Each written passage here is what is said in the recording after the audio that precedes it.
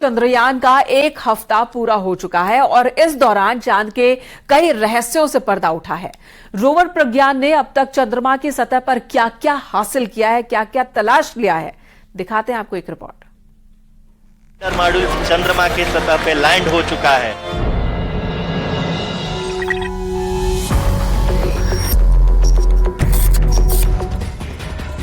23 अगस्त की शाम लैंडर विक्रम बड़े ही शान से चांद पर उतरा था, जिसके 2.5 घंटे के बाद रोवर प्रज्ञान लैंडर से निकला और चांद के रहस्यों की पड़ताल करने में जुट गया, जिसके बारे में अभी तक जानकारी किसी दूसरे देश के पास नहीं है।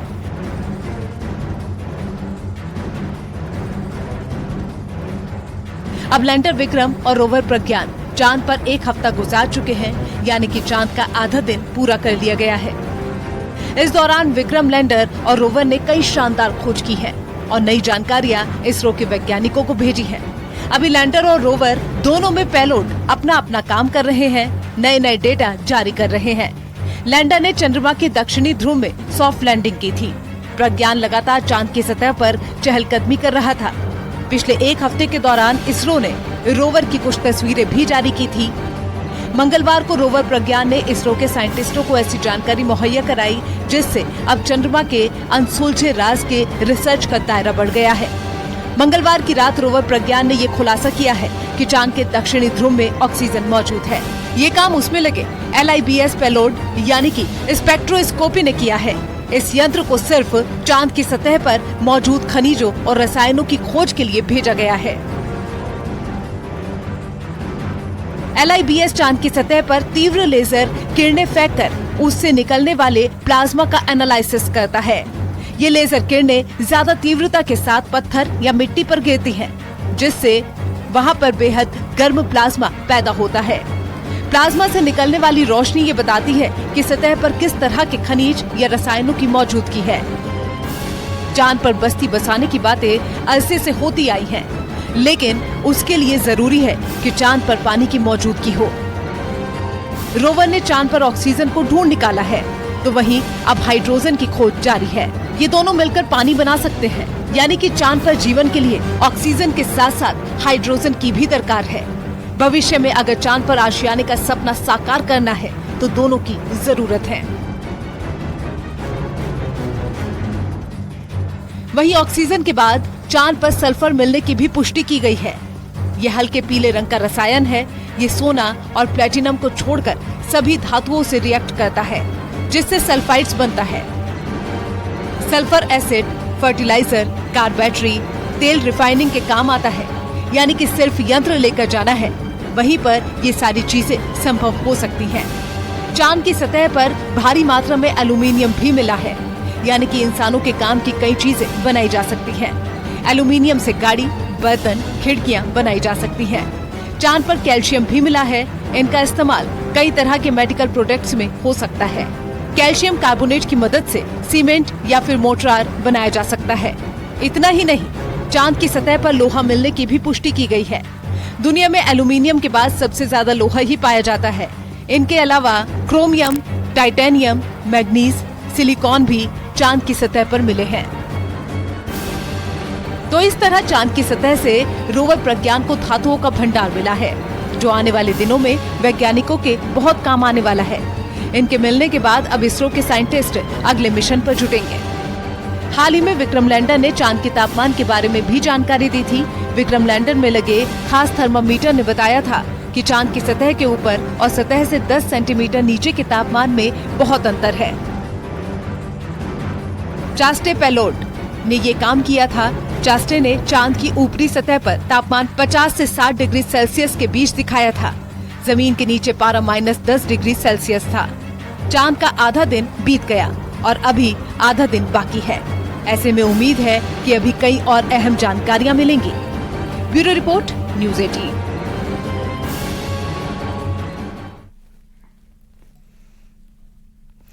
इसरो ने 23 अगस्त को चांद पर विजय पाई, लेकिन अब इसरो के साइंटिस्ट यहीं पर नहीं रुकने वाले। अब तैयारी सूर्य को फतेह करने की है। देखिए ये report. Achieved soft landing on the moon. India is on the moon.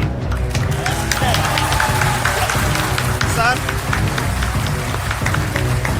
Mission Chandrayaan की सफलता के बाद रोवर प्रज्ञान चंद्रमा के उस अंधेरे कोने में छिपे रहस्यों से पर्दा उठा रहा है जहां आज तक किसी की नजर नहीं जा पाई। चंद्रमा की हर सतह पर प्रज्ञान जीवन की खोज कर रहा है।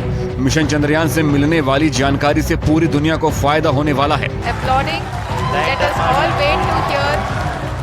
चंद्रयान की कामयाबी ने साबित कर दिया है कि भारत के लिए मुश्किल कुछ भी नहीं है। आज हिंदुस्तान स्पेस का बॉस बन चुका है और दुनिया भी इस बात को मान रही है कि अब भारत के दिखाए रास्ते पर दूसरे देश चलने वाले हैं। चंद्रयान 2 के पद चिन्ह जहां है, वो स्थान आज से तिरंगा पॉइंट कहलाएगा। और जहां पर चंद्रयान 3 का मून लैंडर पहुंचा है, वो स्थान आज से शिव शक्ति पॉइंट कहलाएगा। इसरो ने चंद्रमा पर विजय पाई है और अभी वो रुकने वाला नहीं है। दुनिया भी चंद्रयान मिशन को देखकर खुश है। इस बीच इसरो ने ऐसा ऐलान कर दिया कि नासा से लेकर यूरोपियन स्पेस एजेंसी के साथ चीन और रूस भी हैरान हो गए। चंद्रयान 3 की चंद्रमा पर कामयाब लैंडिंग के बाद इसरो अब सूर्य के अध्ययन के लिए एक हफ्ते के भीतर यानी 2 सितंबर को सौर मिशन शुरू करने की तैयारी कर रहा है। Is Aditya L1 mission that is getting ready at Sriharikota. इसका नाम है आदित्य L1। ये सूर्य के स्टडी के लिए पहला भारतीय अंतरिक्ष मिशन है जो सूर्य का अध्ययन करने वाली पहली स्पेस बेस्ड इंडियन लेबोरेटरी होगी। इसे सूर्य के चारों ओर बनने वाली कोरोना के रिमोट ऑब्जर्वेशन के लिए डिजाइन किया गया है। मिशन मून के लिए चंद्रयान 3 ने 3 लाख किलोमीटर की दूरी तय की है। सूर्य को समझने के लिए आदित्य L1 15 लाख किलोमीटर की दूरी तय करेगा।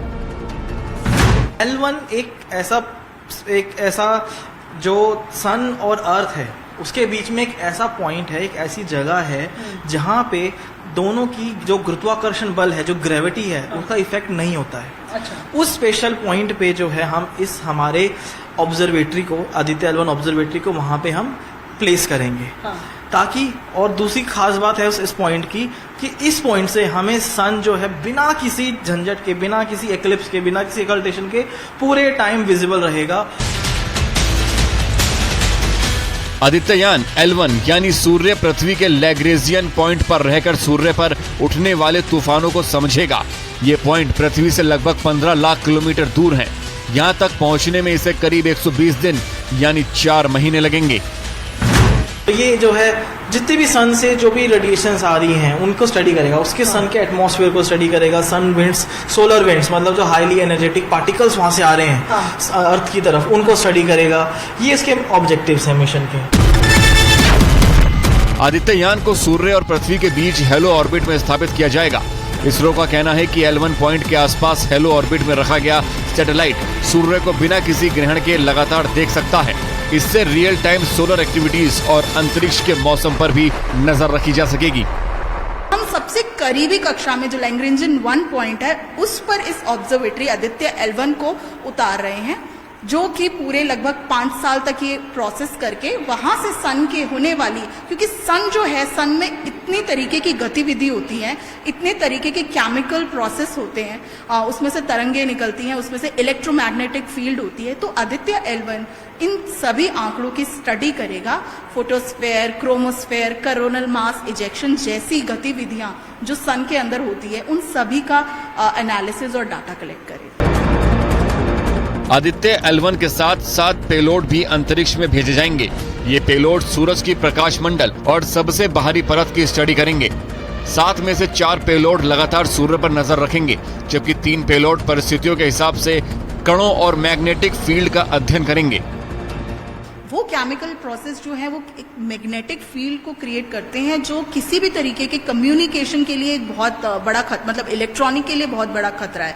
जितने भी वहां पर सैटेलाइट्स स्पेस पे घूम रहे हैं, अगर वो फ्लेयर, सूर्य से आने वाले फ्लेयर्स अगर उन पे हिट कर दें तो एक तरह से पूरा कम्युनिकेशन ब्रेक हो सकता है। तो इस वजह से भी स्पेस वेदर में सूरज का बहुत इंपॉर्टेंट रोल है। और अगर हम इसको रोक नहीं सकते, लेकिन हम इसकी पहले से ही इंफॉर्मेशन अगर हमारे पास आ जाती है तो हमारे कई चीजों के लिए हम इसको इस्तेमाल में ला सकते हैं। सूर्य के केंद्र बिंदु का तापमान 27 मिलियन डिग्री फ़ारेनहाइट है और इसकी सतह का तापमान करीब 10,000 डिग्री फ़ारेनहाइट यानी लगभग 5,500 डिग्री सेल्सियस है। अगर सूर्य के बाहरी सतह के करीब भी पहुंचा जाए तो गुरुत्वाकर्षण खिंचाव के कारण किसी भी चीज का वजन पृथ्वी पर मौजूद वजन से 26 गुना ज्यादा हो जाएगा। अगर इससे भी अंदाजा लगाया जाए तो कन्वेंशनल सेंटर आ जाएगा और यहाँ का तापमान 2 मिलियन डिग्री सेल्सियस तक पहुँच जाता है। इतना तापमान कोई झेल नहीं सकता और कोई भी अंतरिक्ष यान 1 सेकंड में पिघलकर खत्म हो जाएगा। नासा दावा करता है कि उसका पार्कर सोलर प्रोब नामक मिशन सूर्य के सबसे करीब पहुंचा है। नासा ने इसे 2018 में लॉन्च किया था। ये सूर्य के करीब पहुंचकर नष्ट हो गया था।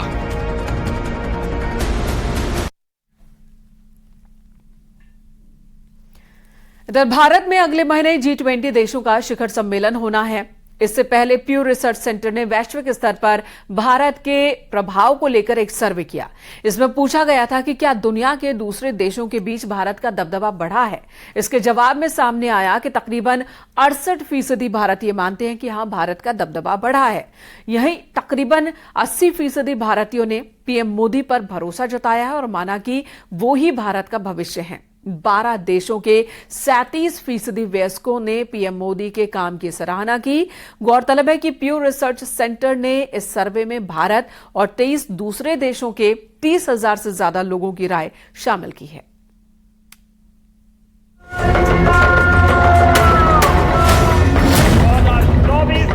एक बार फिर से प्रधानमंत्री मोदी जी की लीडरशिप में एनडीए की पूर्ण बहुमत की सरकार भारत जल्द ही दुनिया के ताकतवर देशों के सबसे बड़े आयोजन G20 समिट का आयोजन करने जा रहा है। न सिर्फ पीएम मोदी की अगुवाई में भारत G20 देशों की अध्यक्षता कर रहा है, बल्कि ग्लोबल पहचान के मामले में भारत की तरफ आज दुनिया देख रही है।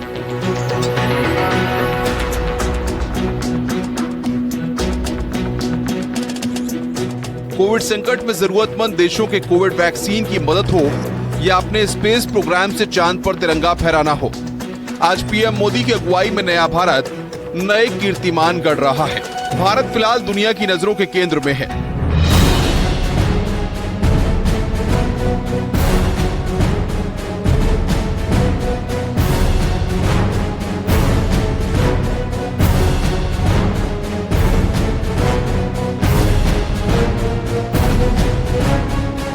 हाल ही में एक ताजा सर्वे में प्रधानमंत्री नरेंद्र मोदी की दुनिया भर में लोकप्रियता और एक ग्लोबल लीडर के तौर पर स्वीकार्यता की एक झलक मिली है।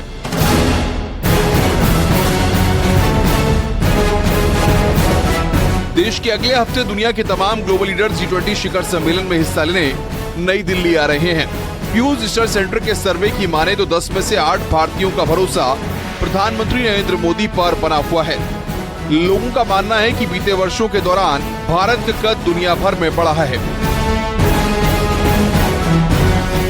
79% भारतीयों ने माना है कि भारत का प्रभाव बढ़ा है। 10 में से 8 भारतीयों ने माना है कि भारत मजबूत हो रहा है। 55% भारतीयों ने माना है कि पीएम मोदी ही भारत का भविष्य हैं। 23 देशों के 46% लोगों ने माना है कि भारत की ग्लोबल पहचान मजबूत हुई है। 23 देशों के 46% लोगों ने माना है कि पीएम मोदी सही वैश्विक फैसले लेते हैं। अब आपको बताते हैं कि यह सर्वे कैसे हुआ है। कुल 23 देशों में इस सर्वे को किया गया है और 30,861 लोगों की राय ली गई है। 20 फरवरी 2023 से 22 मई 2023 के ये बीच के आंकड़े हैं। दुनिया भर के कुल 23 देशों में 30,861 लोगों पर किए गए प्यू रिसर्च सेंटर के इस सर्वे में कई अहम बातें सामने आई हैं। सर्वे के लिए 20 फरवरी 2023 से 22 मई 2023 के बीच के आंकड़े जुटाए गए हैं। Bureau report, news 18।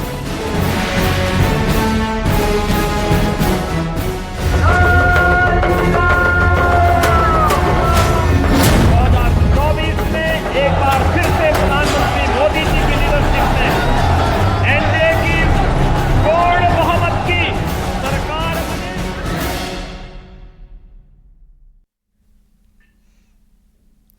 और अब खबर अयोध्या से। अयोध्या में कल शाम आरती के बाद जगन्नाथपुरी से आई राखी भगवान रामलला को समर्पित की गई।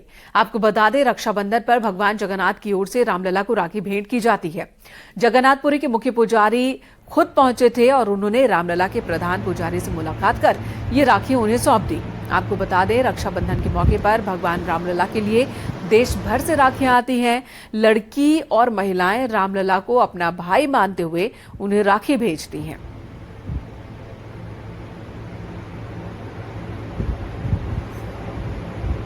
ये तस्वीरें हम आपको दिखा रहे हैं। अयोध्या में कल ही राखी मनाई गई और कल ये राखी सौंपी गई। जगन्नाथपुरी से ये राखी, यानी कि ओडिशा के जगन्नाथपुरी से ये राखी वहां के मुख्य पुजारी लेकर आए। रामलला के प्रधान पुजारी को उन्होंने सौंपा और ये राखी रामलला को भेंट की गई है। विशाल राखी आप देख सकते हैं, जो हाथ से बनाई गई है ये राखी, जो रामलला को बांधी गई। और इस तरह से रामलला को राखी बांध पूरे विश्व के लिए मंगल कामना की जाती है।